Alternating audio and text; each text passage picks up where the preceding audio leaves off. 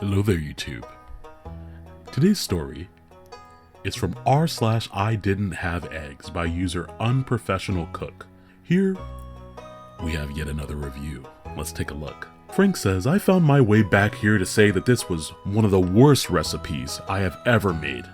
Even with extra spices, it was as bland could be. If my mother had made this recipe for me as a child, she never would have lived to be 90. Stacy responds, as a southern gentleman who respects all women, especially my mother, you'll forgive me if I pay no regard to a person who would threaten his mother's life if a dish was not to his liking. Clearly, a lack of taste, tact, and intelligence permeates all of your senses. Frank comes back to say, I am not one who gets into matches on the internet. My rating on the recipe stands. My comment about my mother would surely be a feeble attempt at humor to anyone with any intelligence, in parentheses, which you appear to not possess. Fortunately, Stacy comes back one final time to say, I can hardly believe you're not one who gets into matches on the internet, having left a comment like that. And I certainly never asked that you changed your review. Many people adore some things while others don't.